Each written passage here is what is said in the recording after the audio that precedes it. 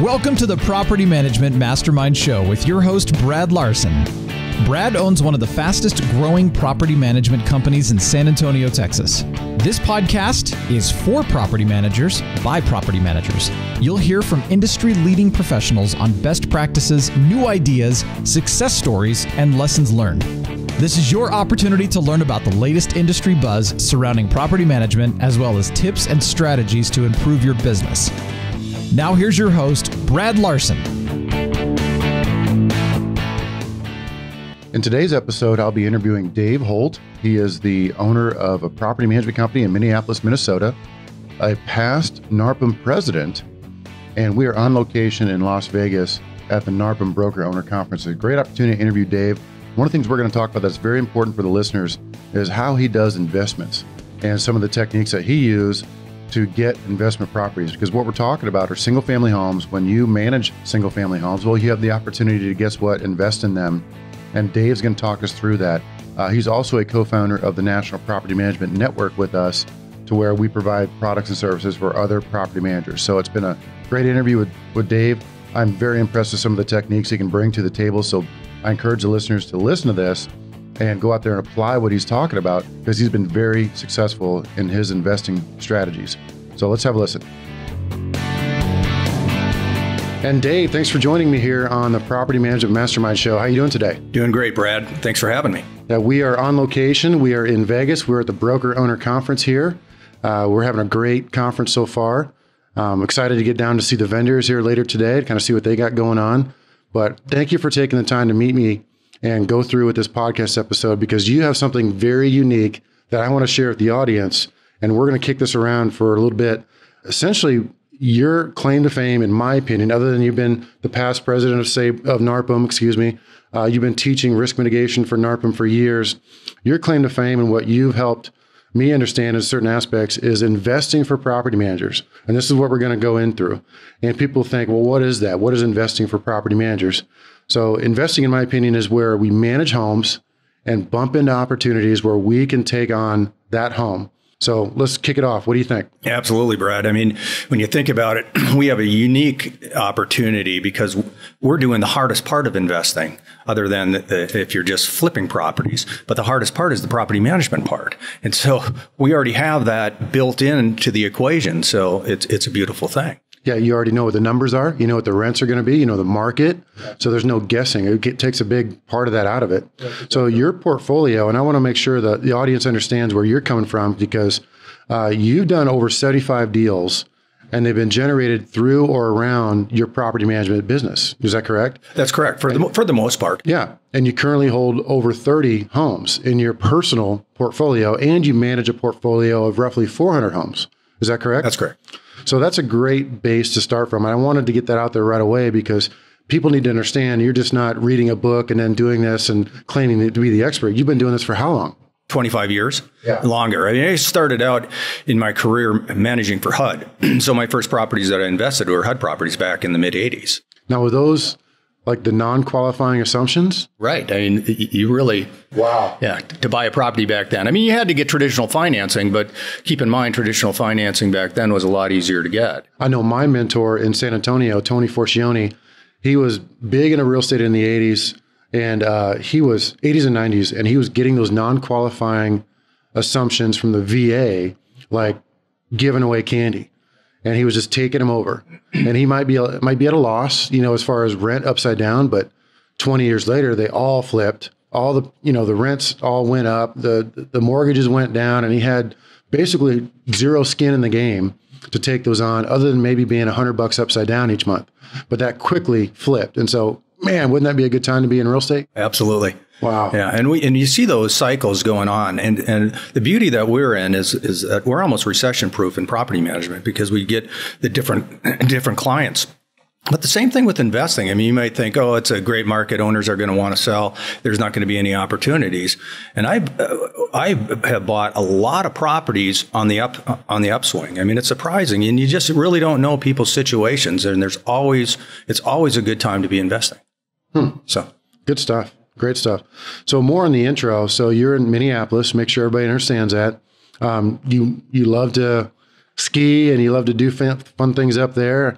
So let's talk about a little bit more. We made some notes here. We're going to go through these. So what do you think most of the people that are coming to you out of the portfolio are going to be? Are they going to be more of the reluctant landlords? Or are they going to be the I must sell right now so I can buy another home? Kind of talk me through it, where you've been able to pick these up. Yeah, and in our market, and this is different obviously throughout the country, but regardless of where you are, you're always going to get a handful, if not more. In our market, we get a lot of reluctant landlords. They would prefer to sell, but because of situations, I mean, it could be anything from, they bought the property wrong, even though there's appreciation going on, they're still not back to a positive value. And so there are situations where they are having to leave a job transfer very quickly, don't want to go through the whole process and the time that it might take to do a traditional sale. I mean, all sorts of situations. And it can be divorce situations, whatever. So you just don't know. When an owner is coming to us for management, most property managers are assuming traditional property management. I mean, they're really not understanding what the owner is looking for and what their intent is, because it might be to sell. It might be they want to have it as an investment property. But if they're given different options, they may pick some of these other options. So they need to ask the question, why did you contact me? What can we do for you? What are you wanting to do? That's exactly right. I mean, what is it that you're looking to be doing with your property? I mean, what is your intent? What is your long-term goals with the property? And try to understand what they're trying to do. And then you can kind of craft your different options, not just traditional property management. We have about 5 different options that we give owners when they come to us for service. Yeah, let's dig into that here in a minute. But the first thing we want to go in through is the where. A lot of people are going to ask, well, where do you get the leads? How do you get introduced to these folks? And so to help you answer this, I'm going to give some background on BiggerPockets and investing, and what we've been seeing in the investor community in San Antonio is there's a lot of off-market chasing. And the off-market chasing means the things that are not on the multiple listing service, or they're not on Craigslist, for example. They're off-market to where you're going to find them through word of mouth, and you have now hundreds, potentially thousands of investors sending out letters, doing Craigslist chasing, doing, drive for dollars, as they call it, where they're driving around neighborhoods looking for sale by owners. So to answer kind of the questions on what people are going to want to know, Dave, where do you get a lot of these leads? Yeah. Well, you see it all over the place. I mean, everybody's run into the bandit signs where, we buy houses, all cash, all those type of things. And those can work. Obviously, people wouldn't continue to do them if they didn't work. But again, we're in a unique position. We're already managing property. So I started there. I started with my current owners. Yeah, and plus your new owners coming in. And new owners, that's right. Yeah, as I said, that's right. Every new owner that comes in, we're talking to them and saying we have several different options, actually 5 different options. That's a good point on a best practice we want to bring up. People may be looking only at new owners coming in, but don't forget about your existing owners. How many times have they come to us and said, hey, I'm going to sell, and Sally, the realtor down the street, is going to help me sell the home that I met at church? And it just drives you insane to hear that, because it's really your fault. It's the management company's fault that they have to secure those owners and let them know that 1, they can help them, 2, they can do a sale for them, and 3, they can maybe provide them with other options. And this is something that we've developed is a third option. And we'll talk about your options as well, but we also have the same kind of options. So let's get into those options. So we meet with somebody, we talk to them, they say, you know what, Dave, I'd rather just cut and run.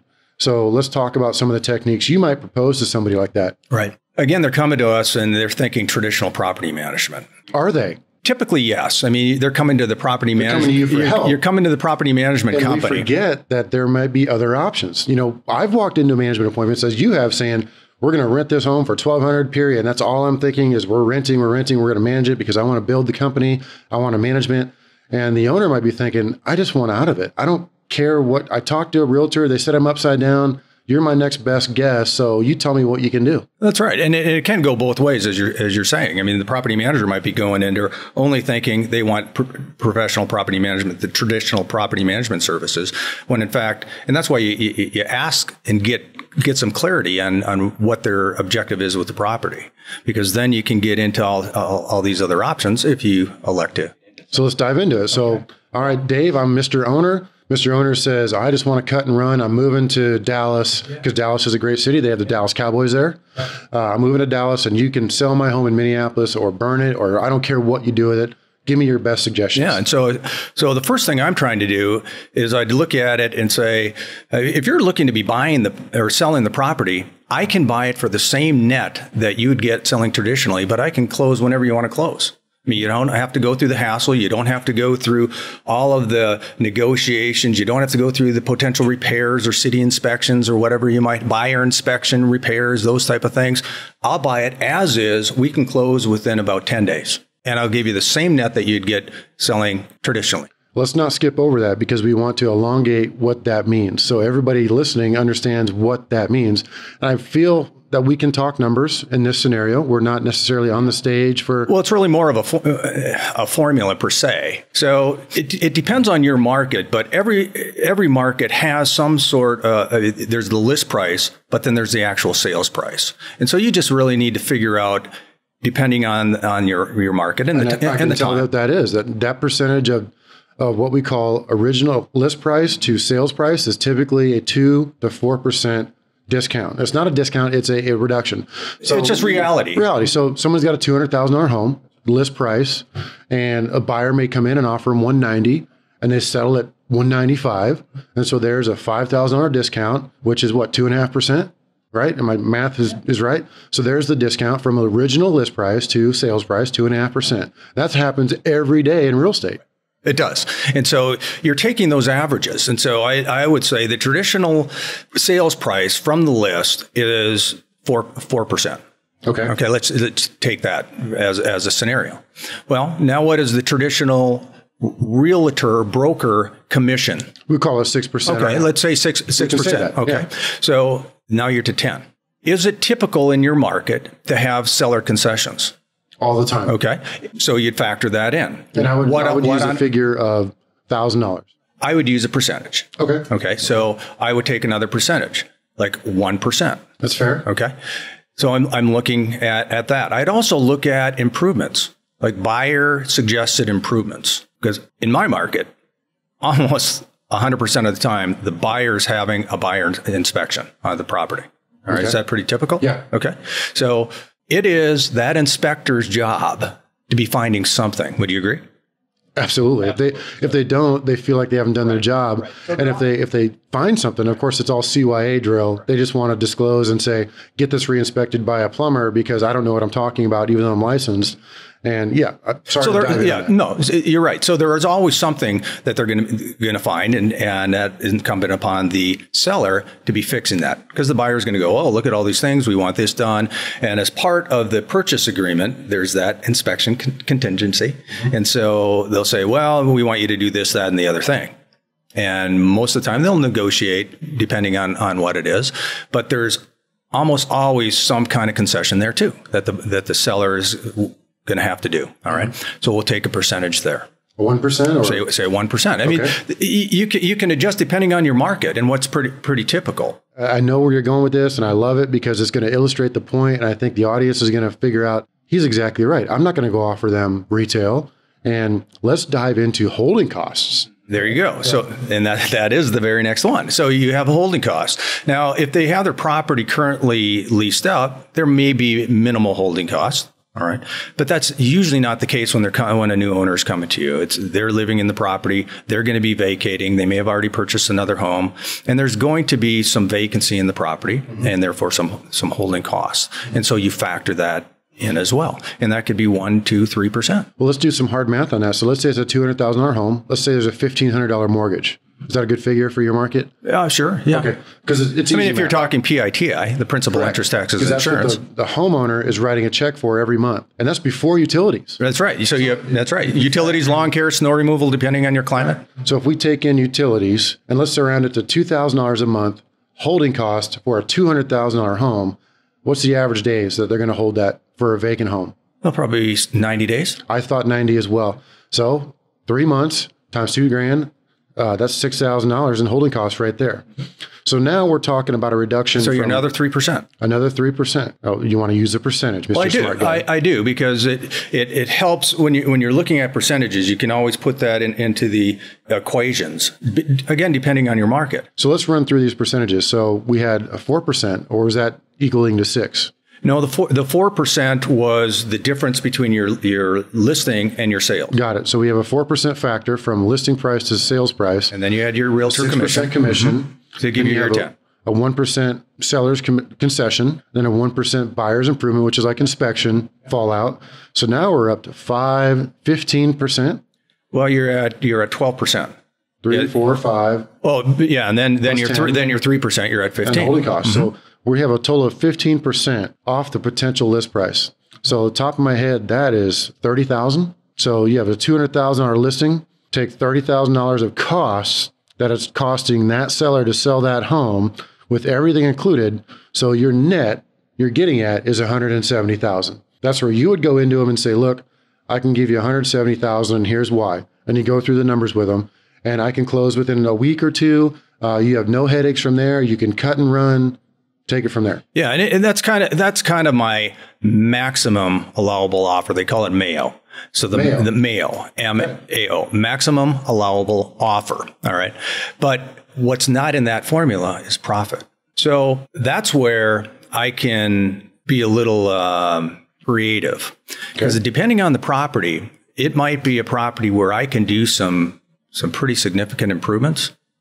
Now I have a general contractor's license. I have a maintenance division within my property management company, which most people do. Well, most people would have some sort of maintenance. Yes. Subcontractors. I mean, they have that ability to do these things, and probably cheaper than the owner would.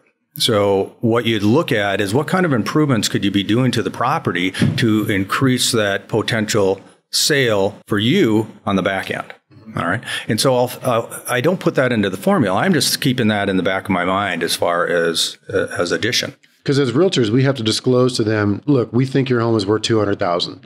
In my good conscience, I would do that, presenting that to a potential seller, because they could take that and say they felt used because we didn't tell them the full potential retail value. And I want to sleep at night. So I'm going to tell them, look, I think your home's worth $200,000, but you maybe put 10 grand into it to get there. That's right. And you're going to incur all these costs. And so a good net for you might be $160,000. We talked about 170, but don't forget the 10 grand I need you to put into new carpets and paint and fixings and this and that. Yeah, and that really depends on your market. And you're exactly right. You might have that into that formula because they would have to do these things, these improvements, just to sell it. Yep. So we get to those numbers and we get to that point where you talk to the seller, you let them know this is the situation with the numbers. Now let's talk about those 5 potential options for them. Okay. Well, first of all, there's one more thing. There's profit. Okay. Now there's profit in there for you. Now, what I tell my sellers, I said, look, I can give you the same net that you get listing and selling traditionally, but if I'm getting the same amount that you would, why would I even do this? So there has to be a little something in this for me to get this done quickly and so forth. And I might factor in with them a profit margin, and that can vary. It could be a dollar amount. Okay. It could be a percentage, whatever it might be. Used. Right. But it really, I'm just looking at this in order to figure out what is my MAO, what's my maximum allowable offer where I'm not going to, it's going to work for me.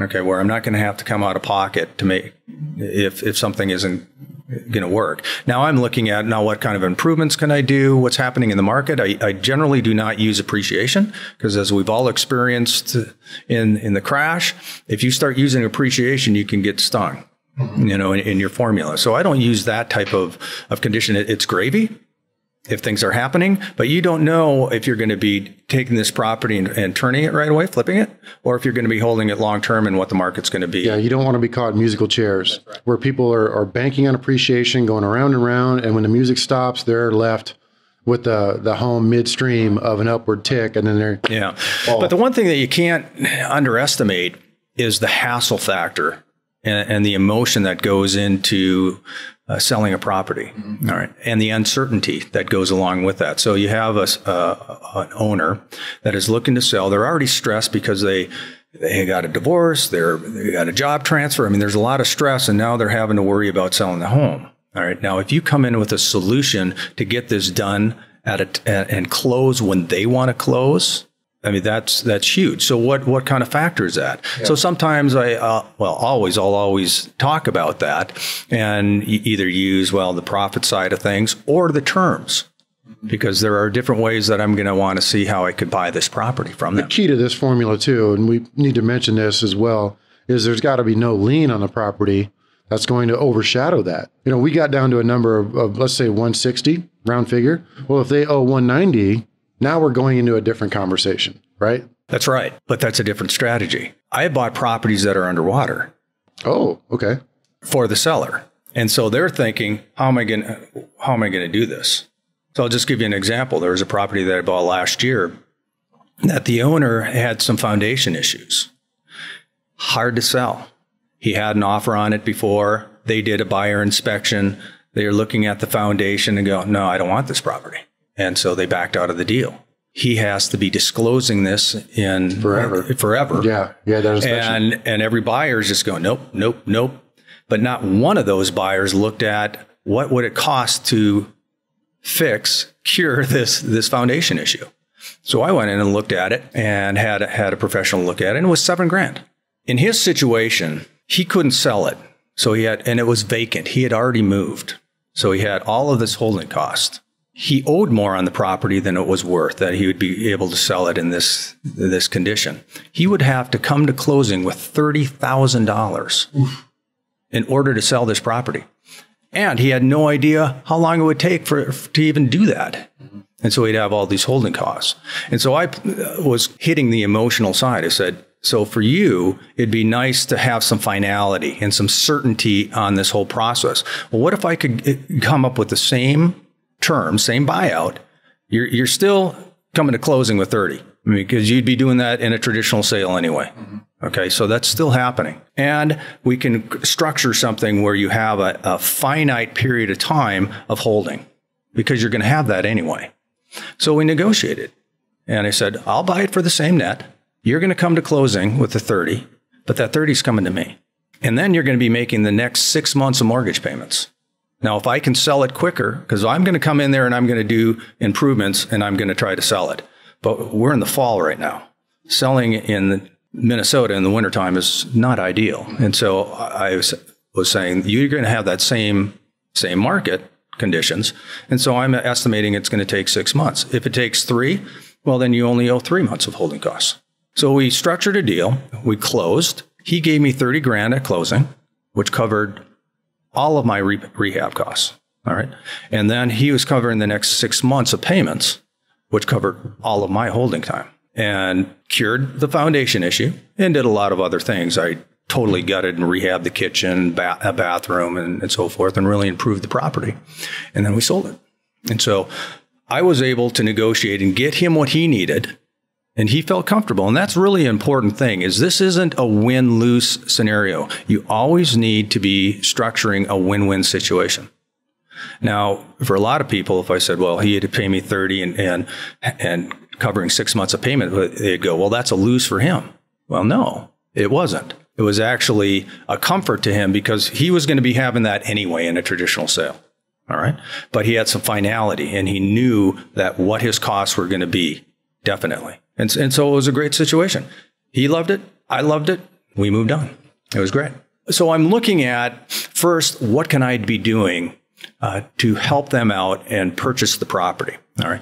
So this was, I guess, what you'd call a flip situation. All right. I'm buying the property, I'm improving the property, and then I'm selling it, and generally a higher price. So, how much did you make on that at the end? I knew you were going to ask that. You were just waiting for me. I'm trying to give you hand signals and kicking you, and and I didn't want to. I mean, that one in particular, and again, keep in mind, there's nothing down. You could say, you did well. You could say, I did okay, or I barely broke even and I lost my profit was over 30, put it that way. Great. Okay. That's awesome. All right. And so it was a 6 month deal.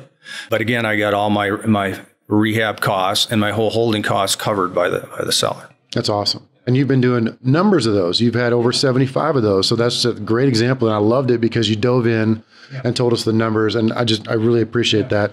So let's take a scenario where, because I'm not always trying to do the flipping, because keep in mind that if you're flipping, you're done. Your investment's over. And so the buying and holding, especially for property managers, is a great strategy because we have the built-in property management already. So I'm first trying to see, can I buy and hold this property? Now, how can I do this without a huge outlay of cash? And most investors will say, well, I need to go to the bank. I need to go to a hard money lender. I need to get the financing from somewhere. And typically that would be, I never go to the bank. I did initially way back when, but now you have debt. And I don't like to have debt on the property. I'm granted there's going to be a mortgage payment and that is debt, but that's a different type. All right. So I'm not paying additional charges and percentages and fees to a bank or a hard money lender on this. So I'm using the seller basically as the bank. And you don't know their situation. They may own the property free and clear, or with very, very limited amount left on their mortgage payment. Most of them have a mortgage. Most of them are into that mortgage for a number of years. So after about 5 years of a loan, you're starting to really pay, and this is a 30-year amortized loan, you're starting to pay more and more principal reduction, all right, on that. So depending on what the terms of the mortgage are, could be a big favor for me. So I'm looking at those terms, and I might be a little more creative with the purchase price and give them that if I can take over the mortgage. All right. So they call it subject to, buying subject to. So what I'm going to do is say, look, would you be first willing to sell this for the same amount that you would net listing and selling traditionally? We go through the whole formula, the net sheet, and say, yeah, I'd do that. I said, well, as an investor, I can't go out and get traditional financing. I just can't do it. And even those who can, there's going to be a limit, a number that you can. Usually 10. Yeah. Maybe. With bank financing. Yeah. Okay. So there's a finite amount that you can even purchase. So I say, look, I will be able to do this, to buy it for the same amount that you'd net listing and selling traditionally. I can close when you want to close, but there's one thing that I need back from you. I need the ability to be able to take over your payments. All right. And so you can do that a number of different ways. Some owners might be willing to actually transfer the deed, and some may not. So they're going to be doing a contract for deed. Okay. All right. Yeah, there's like 5 or 6 different terms for this. I'm going to let you use what you understand. Yeah. I mean, deed of trust. I mean, it's all kinds of different things. It just really depends on their comfort level. I'm always trying to get the deed if I can get the deed. All right. But a contract for deed can work as well. And that's fine. But what my objective is to be able to borrow their existing financing. And they're going to say, well, how can you do that?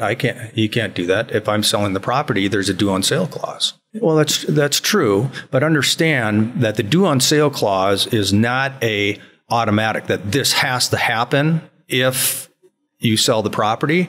It's just a right to that lender. It gives that lender the right to call the loan due. All right. Now, I don't know too many lenders that are calling a performing asset due. Yeah, we have to be careful here because we could say that, they'll never call it due, but we can't. And that's exactly right. So everyone out there listening is going to have to make their own decision, talk to their own counsel about what that due on sale clause means for you. Now, for me, I'm on the same page you are. I don't think there's any way. There is a way, but the chances of them calling a performing note due are slim. And I don't even want to throw a percentage out there or try to, but I've never heard of anyone being called due. Well, I mean, it can happen, but even so, let's say it does happen. You just go ahead and sell it. And if they were to call it due, exactly, they can just sell it outright or get it refinanced. Yeah. Yeah. Or they go and get some traditional financing and get it taken care of. It's not illegal is the point. Correct. Is that it's done all the time. I mean, you can take over a property subject to the existing financing. Yeah. A lot of times you can do a Google search for an attorney in your local area and find a subject to contract. You can work with them. They can help you draw up the terms. So let me talk through kind of the things that we've done, because I've done some of these as well. And the way we structure them, I think that's going to be interesting for everybody to hear. And you probably do a lot of the same things. So this is going to be some good, like we do this or we don't do this. So when we set up that subject to situation, subject to deal. We go to an attorney, they draft the contract, we take over their loan. Well, what does that mean? Meaning we have a third-party servicing company that pays the mortgage on that owner's behalf, and we pay the third-party servicing company. And I do that as a feel-good for the owner. I do not have to do that. And you probably say that's dumb because you can save X number of dollars, and you may just pay directly. What do you guys do? Well, we do pay directly, and we get the permission from the owner, and we have certain forms that we have the owner sign that gives us the permission to talk to their lender, things like that. We get them to give us online access to the loan so we can download statements and so forth. We have them change the statement mailing address to us. If they are not willing to do that, then they need to send us a copy or give us online access so we can download a copy, because we always want to be current on the mortgage. But we also put in, for their comfort, into our agreements that if I don't make payments, if I ever become more than 1 month behind, I give the property back. Yeah, and they can foreclose so easily. And they can, because a contract for deed is contract law. Correct. I mean, if it's done in that way, and it's probably different in depending on the state here. And in Minnesota, it's a 60-day cancellation of the contract. Right. So it's not the whole foreclosure process. So you can give them a little bit more peace of mind. Now, we chose to use the third-party servicing company just as a feel-good for that particular owner, because I actually drew up a program. Here are the steps. This is I call it the third option. And because obviously the options we would talk through would be, first, property management. Okay, not for you because this is where your kids grew up and you're so emotionally attached to this property you would never be able to sleep at night. Option 2 would be, let's sell this puppy. No, I'm upside down and we just refinanced. Okay, well, let's talk about option 3 because you're so upside down. We take over the payments. We take over the existing loan and we rent the property. We would keep it in our inventory. We'd rent it just like anybody else. And then we make the payments on your behalf to your bank. And so this is kind of how that works in a nutshell. But talking through some of the ways to do the techniques is, we did set up our own separate LLC just for those. And I'm using a series LLC, which could be smart. It could not be smart. I don't want to debate that here because I don't think there is a right or wrong. But it was only a couple $100 to do a series. So what that means is I have X LLC, and I don't want to say the name. And then Series 1 is a home. Series 2 under X LLC is another home. And you could have a limited number of series under the same LLC, which eliminates you from having to pay $1,200 or $1,000 to set up an LLC for every single home. So you can see the merit, and you can also make the argument, don't even do that at all, right? Well, yes. I mean, there are different strategies. An LLC or some sort of type of entity is done more for risk mitigation, okay? Because as we know, as property managers, we're in a very litigious type of business. And so if we're going to be holding a property and having tenants in there, there's always that risk that you can get sued. Well, if they're suing on that property and that property is in a separate entity, they and I'm not going to get into following corporate formalities and all those type of things that you need to be doing properly. But if it's in an entity, they can only go after the assets in that entity. Okay. Right. Now you're setting up a series because it in essence is setting up separate entities within that series. Okay. And so you're protecting yourself. Another strategy that people are doing, and I've done a lot of, are trusts. So you're putting a property into a separate trust. Either it's a land trust, for example, or a personal trust, things like that. I like those as well. And to be clear for the audience is I go to an attorney, I set up the LLC, and then that attorney nurses the LLC for me. So all the LLCs we've set up, and I think we have 6 or 8 or whatever, with all the businesses and everything else, that attorney does all the corporate minutes, does everything every year.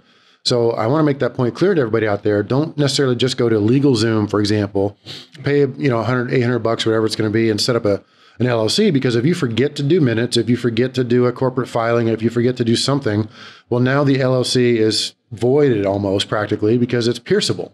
So you can get right through it. So I always go to a trusted attorney. So getting past that, one of the other techniques is once you have an LLC, you can open a bank account. And with a bank account, we've made it to where the automatic payments come from the business, the management company, let's say, because we're collecting rents. That goes to that LLC, that X LLC we talked about. And then the payments are made to the third party, and the third party makes the payments to the owner's lender on their behalf. So I've automated that process to where if we have to chip in, we chip in. If we have profits, we have profits. If there's a maintenance deal, we chip in. So that way we can continue to scale that up. And then I would even recommend to go as far as having a bookkeeper monitor those for you. Because if you're trying to build a business, but you're turning back and looking at all the rentals you're trying to manage for your own personal portfolio, it gets a little tedious. So I'd recommend ensuring that you have some sort of good bookkeeping solution for that. Yeah. And to tag on to that, the important part is the separation. You can't be commingling your personal with Forgot to mention that's why we do that. And that's why you do it. And it's really important. So if you're having your own investment properties, yes, you can have your property management company manage those properties, and that's fine. However, all the finances can't be commingled with your other trust funds.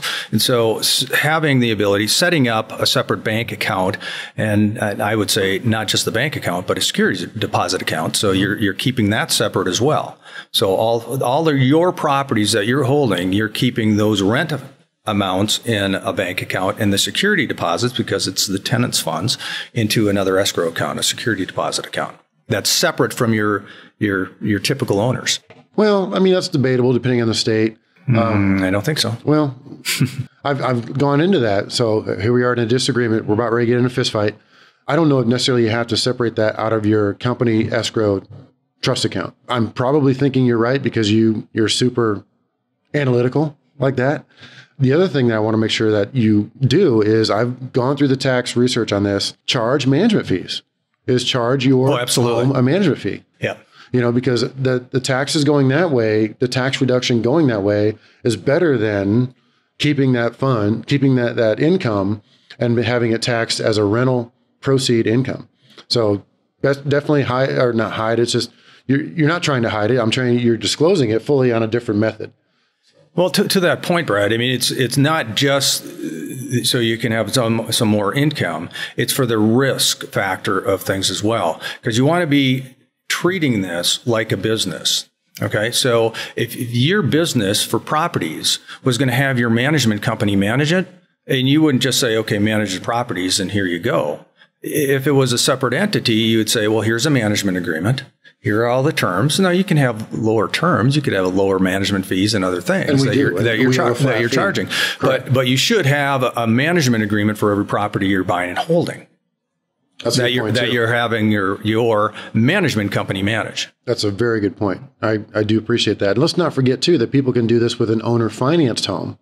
This exact scenario, because we're talking banks and we're talking subject tos. Well, don't forget the owners that own their home outright, which I have done, is they can play the bank. You can approach them and say, well, here's an interest term I'm willing to propose to you. Here's a balloon payment we can do in 10 years, for example, if you really think you're only going to own it for 10 years. There's all kinds of terms you can throw in there to get an owner that owns a home outright to sell you that home under owner financing, which is exactly right. It's a great way to do it. And that was the other part of it, where I said they may own the property free and clear. And so now you're just doing terms, and they're the bank. They're selling it to you typically on a contract for deed, because they're not going to give you the deed. I mean, so it'll be a contract for deed. They're doing owner financing, and that's a beautiful thing. Yeah, love it. Yeah. I mean, who wouldn't do that all day long? Because there's no closing costs involved. You can pay a higher interest rate and not feel bad, because when you do a traditional financing, I'm thinking the general amount of upfront headache that you got to pay for is what, 6-7%? Because you got a 1% origination fee, you got all these escrow fees you got to put down, you have points you got to pay for. I mean, let's call it 3 to 5%. The cost of the money is 3 to 5% on a $200,000 home, and it could even be more if you're going with a private lender. Yes. So think of that money on a $200,000 home at, let's say, 3%. That's $6,000. Right? That's a lot to put down as the cost of money, using air quotes, versus an owner financing deal. That $6,000 cost of money might go down to $500 in like attorney's fees. So it's actually a very good thing to do. And it makes you feel good about pay a bit more higher of an interest rate. Yeah. Oh, absolutely. And so you're working on the terms, especially with owner finance type of properties where they're willing to do that with you. I mean, you can give them price as long as you get terms on the financing. This has been great. Let's talk a little bit, so we can kind of wrap some of this up, the tax benefits, so everybody understands why they should own rental properties, because management company owners may often get blinded on why they should own rental properties on behalf of tax purposes. Yeah. Well, before we get into that, if you don't mind, let's just go through just a few other examples of ways of doing it.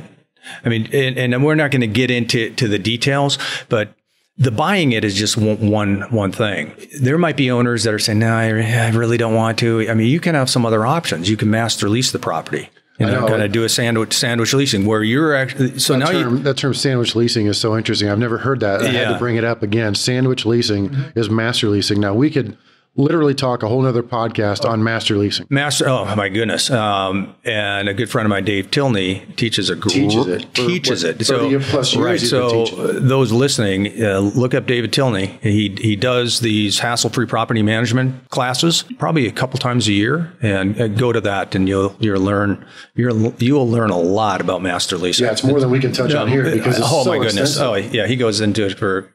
Yeah, and he just had a class, I think last fall, and I looked at it, it's like, darn it, I can't go to that, I'm busy, but I definitely want to go to that and learn from him. It's very worthwhile.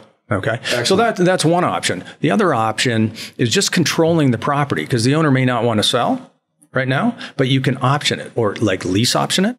So you're leasing it or master leasing it. So you're leasing it with the option to buy. Or sell. Well, if you have the option to buy it, you have then the option to sell it. Well, that's what I mean. Okay, so you're buying it from the owner. Almost the option to wholesale it. Well, it really depends on how you structure it. But the purpose is to control it. That's right. And so you're getting that option. You're leasing it from them with the option to buy. Now, I also have an option where I will lease option it for them. So they may not want to do this. I'll say, well, look, how about if I lease option it for you and we split it? We split the deal. So now I'm coordinating the whole thing, but I'm getting half of that upside. Mm-hmm. And so that's a good option for them as well. A lot to chew on there, isn't it? A lot to chew on. And then getting back into once you have it, if you're buying the property, even buying it subject to, and then going around and doing a option with your tenant as a tenant buyer. Oh yeah, good point. And so now you're doing most people would probably hear a rent to own. That type of concept. Yes. And so now you're renting the property to them with the option for them to buy it. And there's a whole process, and we could do a whole nother podcast on that alone. Same with the tax benefits, but I just want to touch on two things real quick. I mean, less than a few minutes. Do not forget depreciation. The magic of that is just phenomenal because as a management company owner, you are self-employed, your LLC proceeds pass through into your personal tax return. And when you start talking about rental proceeds and depreciation coming off of your tax return, that could take you from a 28% down to a 15% taxable amount. And all that is just free magic, in the air money, pixie dust, depreciation. Right. Well, Brad, I mean, property managers should be doing this anyway when they're meeting with a new client, because most clients are not sophisticated investors. They're usually reluctant landlords. They really don't understand. All they understand is cash flow. Well, cash flow is only one of the potential benefits of having an investment property. Depreciation, as you mentioned, is huge. The equity pay down or the buildup from paying down on the mortgage can be huge, depending on if you're buying the property, as I mentioned just a little while ago. If you're buying a property that's already 5-10 years into that loan, you're taking on that payment, that principal reduction is growing every single month. And it can be huge. I have some right now that are almost $800 a month of principal reduction because that loan has been paid down so long. Wow. So that's a huge benefit. And then, of course, the gravy would be appreciation. So if you're looking at all four of those benefits of having an investment property, it can be pretty significant, even in a negative cash flow situation. Yeah. And people look at the cash flow maybe as all encompassing, but it's not, because I'm sure you've owned several. I have several that are not cash flowing, but the tax benefits far outweigh it. And I know eventually the appreciation will catch up. It's like a sideways pyramid. The appreciation goes up, the amount you owe goes down, and the spread just keeps getting bigger the longer you hold it. So if you're buying to your taxes, if you're buying a property, say subject to taking on their payments, you're getting not only the depreciation, okay, and you can even negotiate that with that seller, okay, depending on what their needs are. Okay. So, but it's not only the depreciation that you're getting that interest write-off. And the property taxes and everything else. And everything else. So that's right. People need to understand that they get the full tax benefits of doing it that way. All right. So let's kind of wrap this up a little bit. And I want to make the audience understand, you're not a guru. You're not out teaching this stuff. You're not selling a book. You have no angle here other than just to have a friendly conversation with us. If you're going to make any recommendations to somebody about going out and finding more information about how to do some of the things, do you have a good place to start? Well, yeah. I mean, there's all sorts of books and things out there, and you never know. And I've gone to so many different seminars over the years. I've spent six figures on education on this type of stuff. A gentleman from Atlanta, Lou Brown, was really a big influence for me. Lou Brown okay. In Atlanta, and he continues to do trainings. Okay. Another good source may be Bigger Pockets. Bigger Pockets is online. I think it's online, and there's a phenomenal amount of resource there. I would encourage all property management company owners to subscribe to Bigger Pockets, get on there, and start reading. I mean, they have so many good calculators. They have so many awesome things on there. I'm very impressed with that, and they put out a very good podcast show as well. So I think that's a great resource. And I would recommend people going there. And obviously just the Google, the Amazons, dig into more information. David Tilney would be another one to attend one of his seminars to learn master leasing. Mm-hmm. And there's a lot of connections through there too. There's a whole it used to be Jack Miller, who was another Jack Miller guru, and I think really the father of it all. Jack, I went to a lot of his trainings, and unfortunately he's deceased. But there are still a lot of his so-called disciples, I guess, that are out teaching different types of classes. So I don't need to go find one of those gurus on TV and pay them $50,000 in fact, to give me a bus tour? No.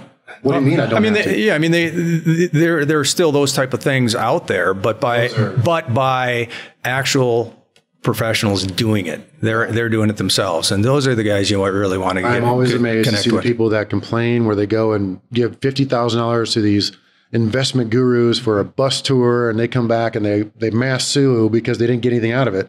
It's like, duh. I mean, what are you doing? But anyway, let's wrap this up, Dave. This has been a great conversation you and I have had about investing for property managers. I think this is going to be well sought after to listen for it. I wanted to thank you real quickly for coming on. And do you have any last minute comments? I do. They need to start. Property managers need to start. And I would say start with your current owners. Well said. All right. So you already know them. They already have rapport and relationship of trust with them. They would be the first ones that I went after, and just not waiting until they're ready that they come to you and say, I'm selling my property, because by then they've already typically made a decision or have a realtor already. Send out the notices now. Just say, hey, look, if you're ever looking to be selling in the future, I do buy properties. I buy properties for the same amount that you would net listing and selling traditionally. So before you're going to sell, give me a call and we can talk about it. Great point. Great point to end on. Dave, once again, thanks for coming on. Appreciate it. Great. Thanks, Brad. Today's show has been sponsored by Virtually Incredible, providing tenant screening services, call center services, and video production services to property managers. You may also visit them at virtuallyincredible.com.